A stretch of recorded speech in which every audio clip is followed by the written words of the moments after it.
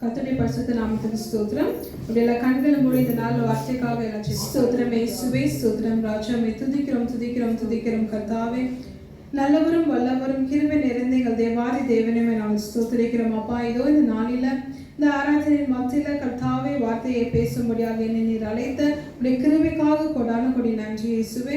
இதோ இந்த நாள் நான் பேசுகிற ஒவ்வொரு வார்த்தைகளும் கர்த்தாவே அப்பா என்னை மறைத்து பரிசுத்த ஆவியானவர் நீங்கள் வெளிப்படும்படியாக நாங்கள் செபிக்கிறோம். அப்பா அப்பா ராஜா பேசுகிற ஆண்டவரே ஒவ்வொரு வார்த்தைகளும் இருக்கிற தேவ பிள்ளைகளுக்கு அதை கேட்குற ஒவ்வொருத்தருக்கும் அது பிரோஜனமாக இருக்கு. அப்பா நீங்கள் கிருபை செய்யுங்க. உடைய கட்டு நாங்கள் ஒப்புக்கொண்டு செபிக்கிறோம். இயேசுவின் நாமத்தில் ஜெபிக்கிறோம் பிதாவே, ஆமென். ஹல்லேலூயா ஹல்லேலூயா ஹல்லேலூயா ஹல்லேலூயா. உற்சாகமா ஹல்லேலூயா. சரி, இன்னைக்கு நம்ம வார்த்தைக்காக நம்ம பார்க்கக்கூடியதான ஒரு தலைப்பு அப்படின்னு பார்த்தா பி கிரேட்ஃபுல் அல்லது பி டைம்ஃபுல் அப்படின்னு சொல்லலாம். நன்றி உள்ளவர்களாக இருக்கவும். நான் இந்த டாபிக் எடுக்கும் போதே இந்த மாதிரி ஒரு தலைப்பு வருது, நன்றி உள்ளவர்களாக இருக்கிறது ஏன் அப்படின்னு சொல்லி நான் யோசிச்சுட்டு இருந்தேன். அப்போ யோசிக்கும் போது தான் எனக்கு ஒரு வசனம் கர்த்தர் வெளிப்படுத்தினார். கல்லான இதயத்தை கர்த்தர் சதை உள்ளதாக மாத்துறாரு. அப்ப ஏன் கல்லாக நம்ம இருதயம் மாறி இருக்கு அப்படின்னு பார்க்கும்போது ஒரு சில ஜனங்களை குறித்தோ இல்லை நான் ஜென்ரலாக இருக்கிற ஒரு அப்படியே ஒரு ஜனங்களை நான் யோசிச்சுட்டு இருக்கும் போது தான் ஆண்டவர் சொன்னார், இவங்க எல்லாம் பார்க்கும்போது ஒரு எமோஷனலே இல்லாதபடிக்கு, ஒரு எமோஷன் எந்த ஒரு ஃபீலிங்குமே இல்லாம, ஒரு சந்தோஷம் இல்லை, சமாதானம் இல்லை, உற்சாகம் இல்லை, நன்றி இல்லை, இந்த மாதிரி பார்ப்போம் எந்த எமோஷனுமே இல்லாம ஒரு கல்லான இதயமாக அப்படி அவங்க என்ன செஞ்சிருக்காங்க, அவங்களோட சதையான இதயத்தை மாற்றி வச்சிருக்காங்க. அப்போ அவங்க ஒவ்வொரு காரியமும் நம்ம கிறிஸ்துவ பிள்ளைகளாக இருக்கும் போது ஒரு சில காரியங்கள் போன வாரமும் நம்ம அநேக காரியங்களை குறித்து பார்த்தோம்.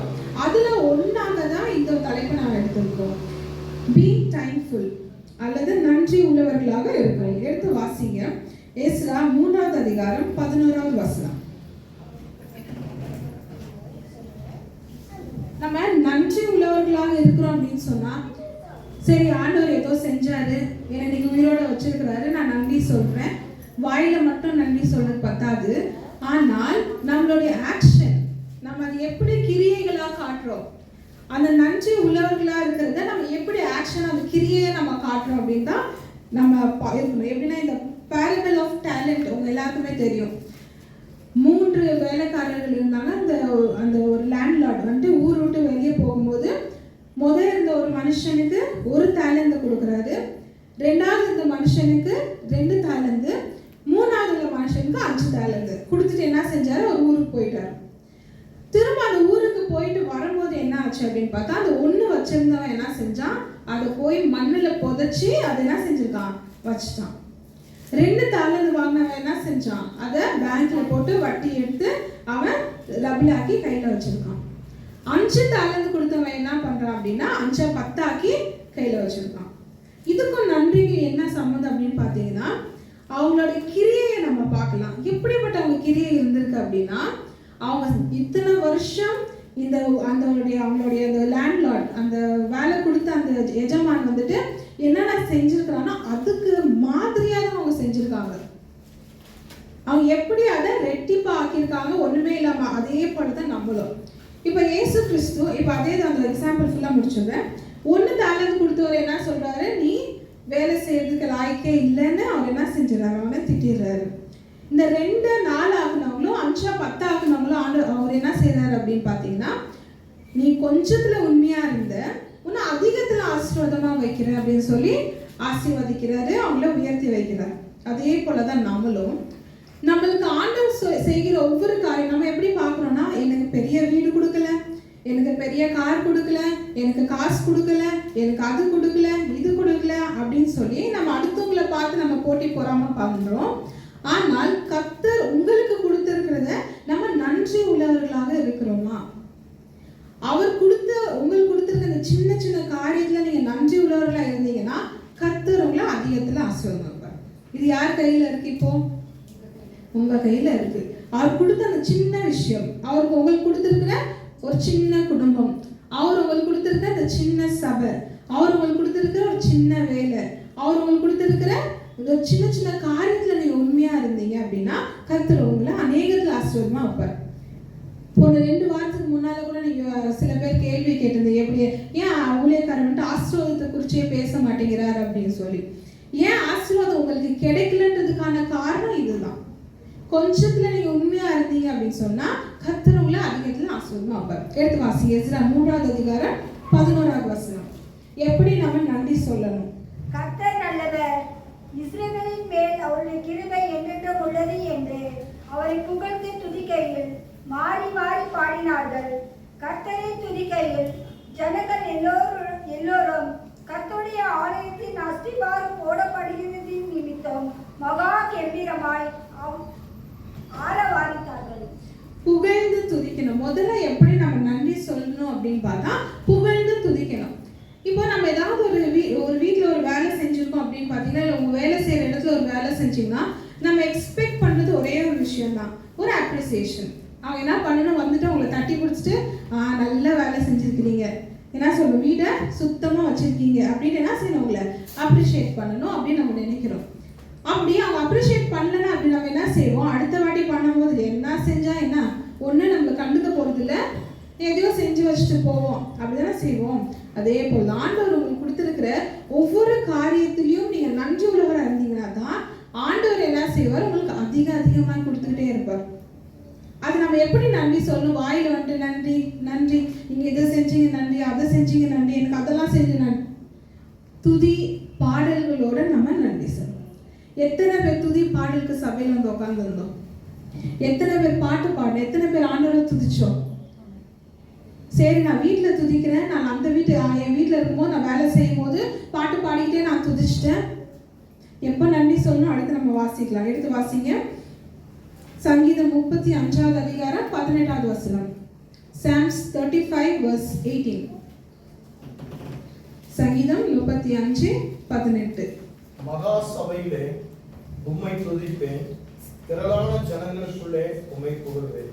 எங்க செய்யணுமா, சபையில. நான் அங்க பாட்டு பாடினேன், நான் இங்க பாட்டு பாடி நான் துதிச்சேன், நான் வீட்டில் இருக்கும் போது உபவாசி துதிச்சேன், பாட்டு பாடினேன், ஆராதிச்சேன், எல்லாம் பண்ணேன். ஆனா ஆண்டோடைய சபையில நீங்க வந்து சொல்லும் போதுதான் அவருக்கு டைரக்டா அவங்களுக்கு கேட்கும். அதுக்கு நாங்க வீட்டுல செய்யும் போது கேட்காதுன்னு இல்லை, ஆனா சபையில வந்து நம்ம நன்றி சொல்லணும். நன்றி உள்ள ஒரு இதயம் நம்மளுக்கு இருக்கணும். ஆனா நம்ம எப்படி இருக்கோம்னா, நான் ஏதாவது சொல்லிட்டேன் அப்படின்னா எனக்கு தெரிஞ்சவங்க என்ன செய்ய பொறாமப்பட்டுருவாங்க, இப்போ எனக்கு கண்ணை வச்சிருவாங்க, திருஷ்டி ஆயிடும். அதனால ஆண்டவர் செஞ்ச நன்மைகளை என்ன செய்யறது இல்லாம சொல்றது இல்லை, நமக்குள்ளேயே வச்சுக்கிறோம். எடுத்து வாசிங்க, எப்படி நம்ம நன்றி செலுத்தணும். அடுத்து சங்கீதம் 9வது சங்கீதம் 1வது வசனம். Psalm 9:1.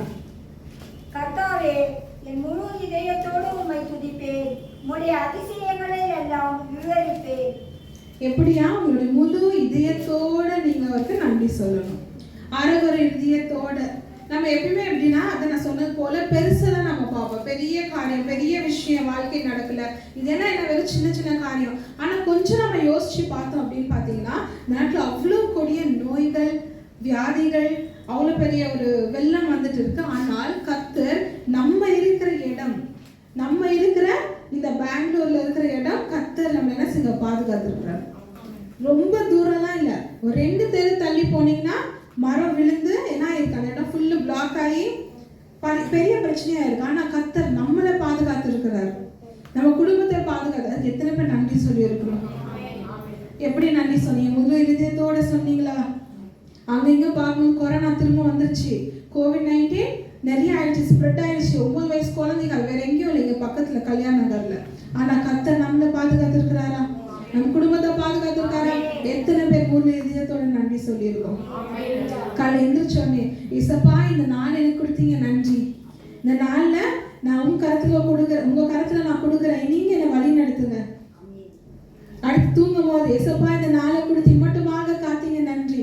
இதை நம்ம சொல்லும் போது முழு இதயத்தோட ஏதோ கடமைக்கு நம்ம சொல்லணும், ஒரு கிறிஸ்துவ வாழணும், இதெல்லாம் செய்யணும் போல அப்படின்னு நம்ம கடமைக்கு செஞ்சிருப்போம் அப்படின்னு சொன்னா அந்த நன்றிக்கு எந்த ஒரு பலனுமே உங்களுக்கு கிடைக்காது. அடுத்து எடுத்து வாசிங்க. தானியேல் 2வது அதிகாரம் 23வது வசனம். Daniel chapter 2 verse 23.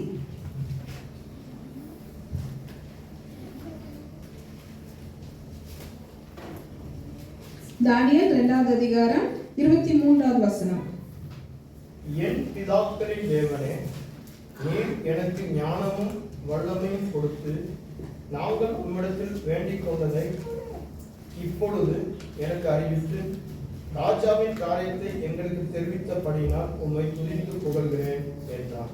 அடுத்து எதுக்காக நம்ம நன்றி சொல்லணும்னா, அவர் நமக்கு கொடுத்திருக்க ஞானத்துக்காகவும் வல்லமைக்காக நன்றி சொல்லணும். எல்லாருக்கும் ஞானம் இருக்கா? ஞானம் இல்லாம யாராவது இருக்கீங்களா?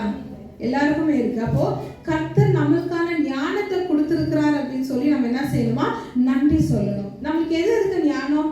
நம்மளுக்கு இப்போ வெளியே போறோம் அப்படின்னு சொன்னா நம்மளுக்கு ஒரு பாதுகாப்பு, இந்த இடத்துல ஏதோ கல் இருக்கு அப்படின்னா நம்ம கொஞ்சம் தள்ளி போறோம். அது கர்த்தர் நம்மளுக்கு கொடுத்திருக்கிற ஞானம். ஞானம் இல்லாதவங்க என்ன செய்வாங்கன்னா, கல் என்ன பண்ண போகுதுன்னு கல்லை மிதிச்சு கீழே தள்ளி கீழே தடுக்கி விழுந்து நடந்து போயிருப்பாங்க. ஆனா கர்த்தர் நம்மளுக்கு கொடுத்திருக்க ஞானத்துக்காக நம்ம நன்றி சொல்லணும். அநேக பேருக்கு என்னன்னா, அவங்களுக்கு ஒரு புரிதல் இருக்காது. இப்போ யாராவது ஒரு விஷயம் சொல்றாங்கன்னா அவங்க வந்துட்டு பாசிட்டிவா சொல்லுவாங்க, அது அப்படியே நெகட்டிவா சொல்லி என்ன செய்வாங்க, பெரிய பிரச்சனையா. அப்போ அது பாசிட்டிவா சொல்றாங்க அப்படின்றத நம்ம புரிந்து கொள்றது ஒரு ஞானம். யார்கிட்ட எப்படி பேசணும் அப்படின்றது ஒரு ஞானம். எங்க எப்படி நம்ம நடந்துக்கிறோம் அப்படின்றது ஒரு ஞானம். இதை கர்த்தர் நம்மளுக்கு கொடுத்துருக்கிறதுக்காக நம்ம நன்றி சொல்லணும். ஆனா இன்னும் நம்ம எப்படி இருக்கணும்னா, ஆண்டவர் ஞானம் கொடுத்திருக்கிறாரு, ஆனா ஞானம் இல்லாதவர்களை போல நம்ம நடந்துக்கிறோம். எப்ப எங்க என்ன செய்யணும் அப்படின்றத நம்ம சரியாக ஆலோசிச்சு சரியா நம்ம நடக்காதபடிக்கு நம்ம நடக்கிறோம். எடுத்து வாசிங்க. எபேசியர் 5வது அதிகாரம் 18ல இருந்து 20வது வசனம் வரைக்கும். Ephesians chapter 5 verse 18 to 20. எதுக்கெல்லாம் நீங்க நன்றி சொல்லணும் அப்படின்னு பார்க்கலாம்.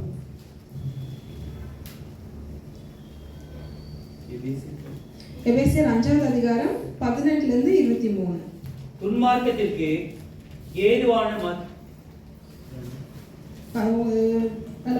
நினைக்கிறேன், 19 20. சங்கீதங்களினாலும் கீர்த்தனைகளினாலும் நாண பாட்டுகளினாலும் ஒருவருக்கொருவர் புத்தி சொல்லிக் கொண்டு உங்கள் இருதயத்தில் கர்த்தரை பாடி கீர்த்தனை பண்ணி நம்முடைய கர்த்தராகிய இயேசு கிறிஸ்துவின் நாமத்தினாலே எப்பொழுதும் எல்லாவற்றிற்காகவும் பிதாவாகிய தேவனை ஸ்தோத்திரித்து தெய்வ பயத்தோடு ஒருவருக்கொருவர் கீழ்ப்படிந்திருங்கள்.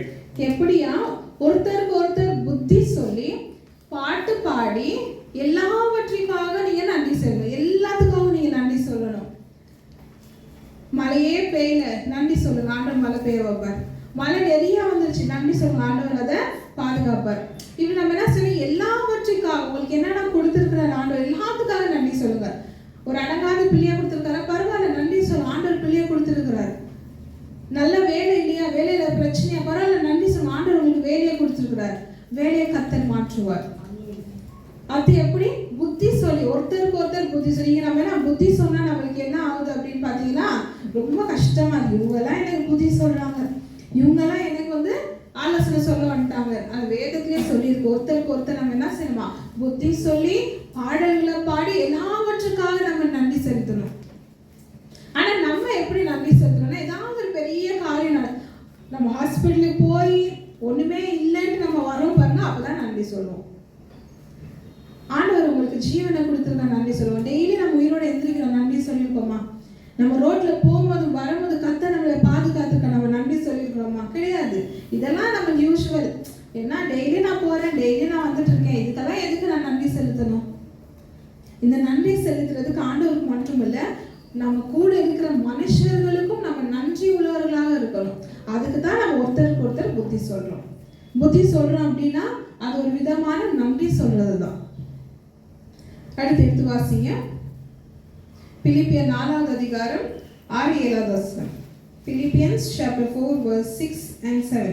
நீங்கள் ஒன்றுக்கும் கவலைப்படாமல் எல்லாவற்றையும் குறித்து உங்கள் விண்ணப்பங்களை ஸ்தோத்திரத்தோடு கூடிய ஜெபத்தினாலும் வேண்டுதலினாலும் தேவனுக்கு தெரியப்படுத்துங்கள். அப்பொழுது எல்லா புத்திக்கும் மேலான தேவ சமாதானம் உங்கள் இருதயங்களையும் உங்கள் சிந்தைகளையும் கிறிஸ்து இயேசுக்குள்ளாக காத்துக்கொள்ளும். ஆமென்.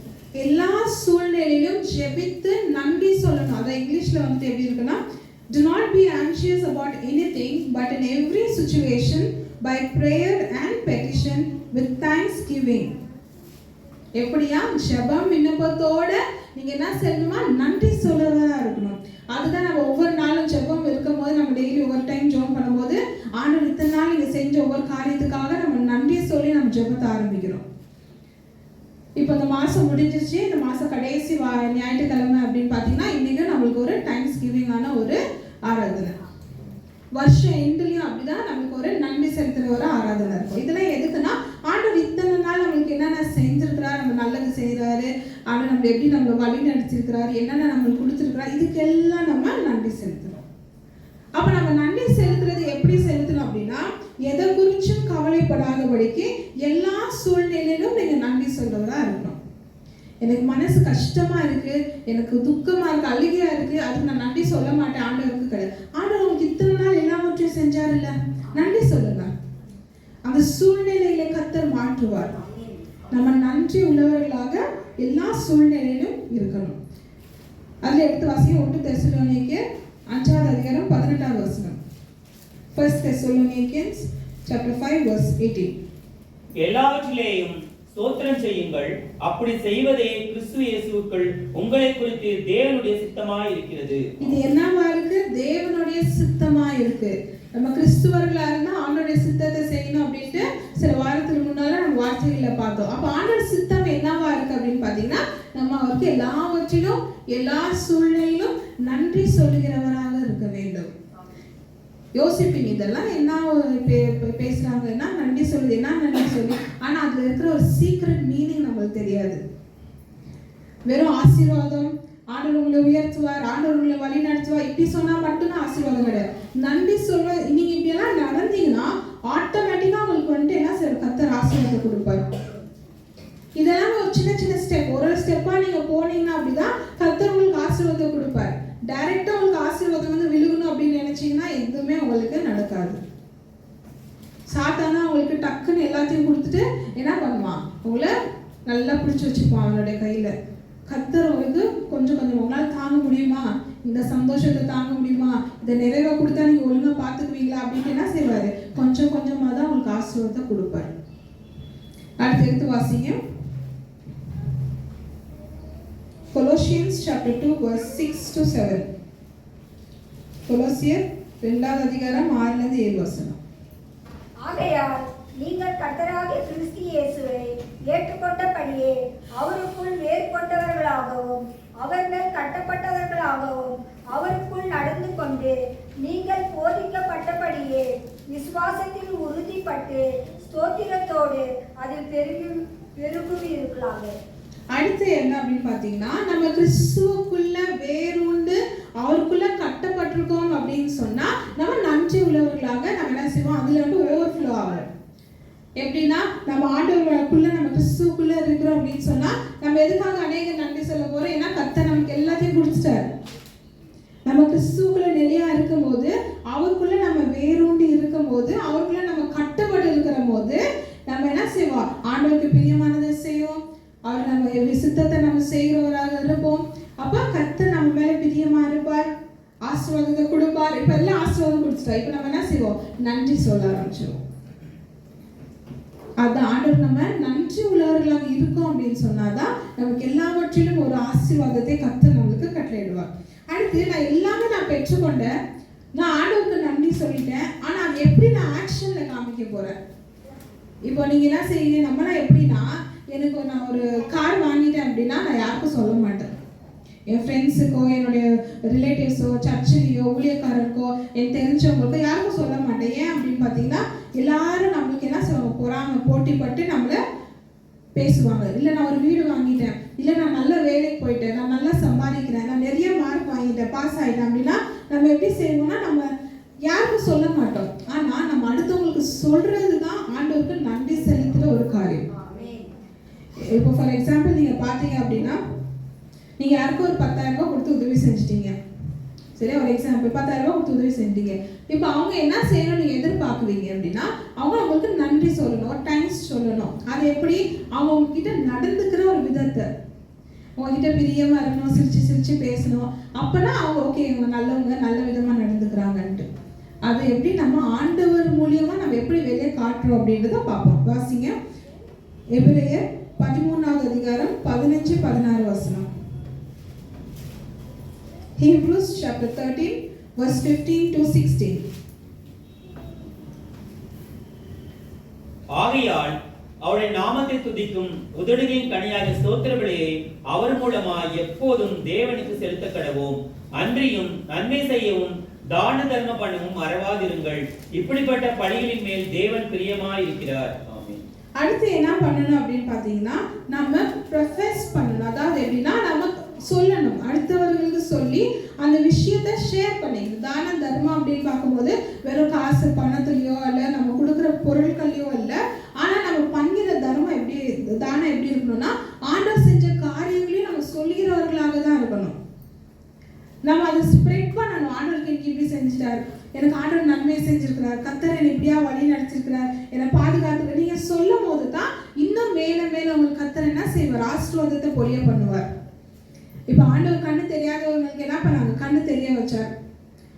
குஷ்டரோகிய கர்த்தர் என்ன செஞ்சார், சுத்தமாக்குனார். அவங்க என்ன செஞ்சாங்க, அவங்க வீட்டுக்குள்ளேயே இருந்தாங்களா, ஒண்ணுமே செய்யாம இருந்தாங்களா, அவங்க என்ன செஞ்சாங்க, ஓடி போய் அநேகருக்கு என்ன செஞ்சாங்க, சாட்சிகளை பகிர்ந்துக்கிட்டாங்க.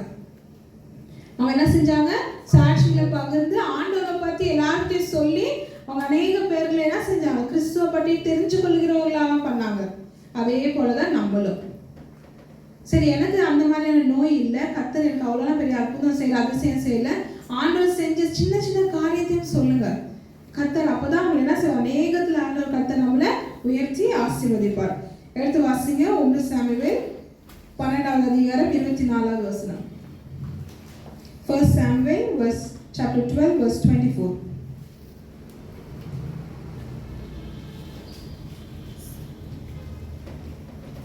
1 சாமுவேல் 12வது அதிகாரம் 24வது வசனம். நீங்கள் எப்படியும் கர்த்தருக்கு பயந்து உங்கள் முழு இதயத்தோடும் உண்மையாய் அவரை சேவிக்க கடவீர்கள். அவர் உங்களிடத்தில் எவ்வளவு மகிமையான காரியங்களை செய்தார் என்பதை சிந்தித்து பாருங்கள். அடுத்து என்ன செய்யணுமா, அவர் நம்மளுக்கு செஞ்சிருக்கிற மகிமையான காரியத்தை சிந்திச்சு பார்க்கணும்.